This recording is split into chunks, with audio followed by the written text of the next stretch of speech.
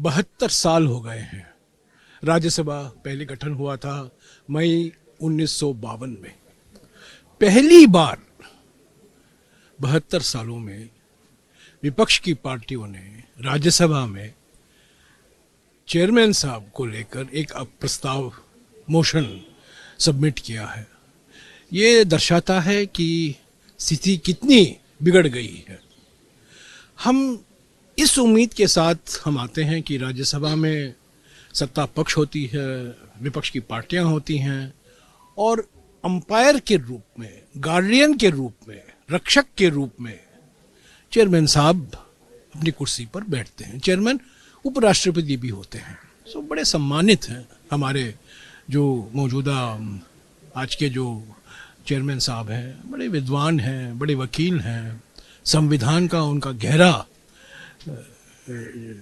बहुत गहराई से उन्होंने उस पर विचार किया है, लिखा है, बोला है।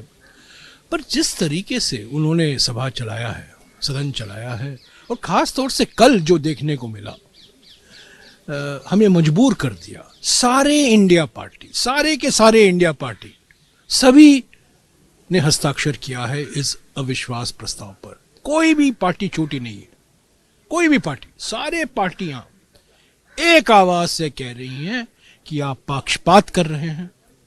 आपका कर्तव्य बनता है कि बिना पक्षपात से आप सदन चलाएं।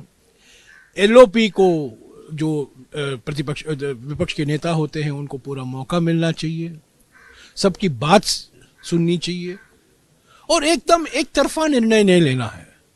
तो हम उम्मीद करते हैं कि हमने अभी सेक्रेटरी जनरल साहब को पेश किया है। अभी हम उम्मीद करते हैं उस पर जो कार्रवाई होनी है वो होगी। एक्सेप्ट आपको लगता है होगा, एक्सेप्ट होगा? नहीं, वो अभी उन पर निर्भर करता है। हमने अपना कर्तव्य निभाया है। हमारा कर्तव्य है लोकतंत्र को मजबूत करना। लोकतंत्र की परिभाषा क्या है? लोकतंत्र की परिभाषा है government has its way but opposition has its से। अगर हमारी सुनवाई भी नहीं होती है, अगर जो हम कह रहे हैं उसका पूरा नजरअंदाज किया जा रहा है, और जो सरकार के जो एमपी बैठे हैं वो जिस भाषा का इस्तेमाल करते हैं हमारे नेताओं को लेकर, और उनको प्रोत्साहित किया जाता है कि बोलो बोलो, किसके बारे में बोलो, बोलते जाओ, तो ये अच्छा नहीं देता। तो बहुत दर्द हुआ, हमें हर व्यक्ति को दर्द हुआ साइन करने में कि अंत में तो चेयरमैन होते हैं, उपराष्ट्रपति हैं, बड़े वकील हैं, जाने माने वकील हैं, बड़े विद्वान हैं। तो ये कोई व्यक्तिगत मामला नहीं है। जो निर्णय लिए गए हैं, जिस तरीके से सदन चलाया जा रहा है, विपक्ष के नेताओं का अपमान किया जा रहा है, विपक्ष के नेताओं का नजरअंदाज किया जा रहा है, उसके खिलाफ हमने अपनी आवाज उठाई है। सर, अलग अलग पार्टियां जो हैं, इसमें कई ऐसी पार्टियां, टीएमसी है, टीएमसी शामिल है। नहीं, बिल्कुल टीएमसी के कई सांसदों ने इस प्रस्ताव पर अपना हस्ताक्षर किया।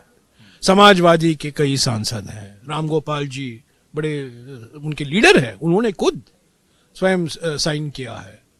तो सभी पार्टियां, Aam Aadmi Party, Trinamool, Samajwadi, DMK, Jharkhand Mukti Morcha, Sharad Pawar NCP, Shivsena Uddhav Thackeray, CPI, CPM, सारी आईयूएमएल, आप पार्टी का नाम गिनिए, बताइए, इंडिया गठबंधन के जो पार्टियां हैं सभी ने इस पर साइन किया है। राज्यसभा में महामहिम उपराष्ट्रपति के विरुद्ध जो अविश्वास प्रस्ताव विपक्ष द्वारा लाया गया है, यह मूल में इस समय इंडी गठबंधन के अंदर हो रही प्रतिस्पर्धा, जिसमें एक मुद्दा दूसरे से चुराने की जो गला काट प्रतिस्पर्धा है, यह उसमें से उपजा हुआ है।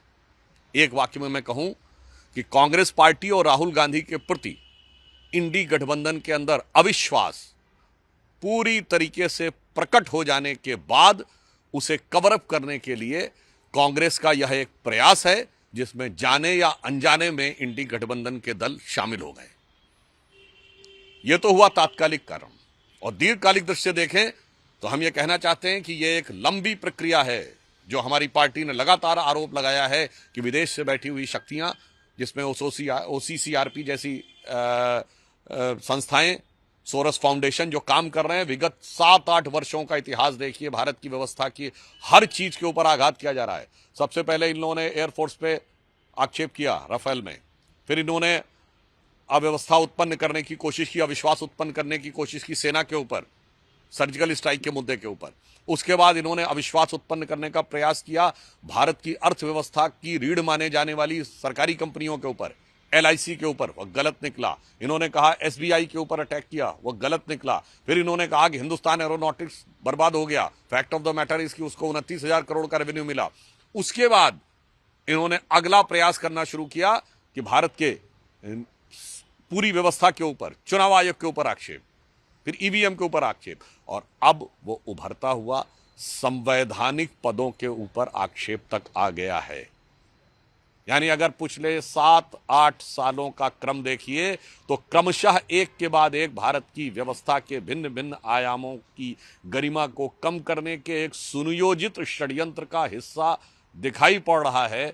और इसलिए हम ये कह सकते हैं कि कांग्रेस सोरस की जो लैंड माइन या सबमरीन जमीन के नीचे थी, अब वह उभर कर सामने आ गई है।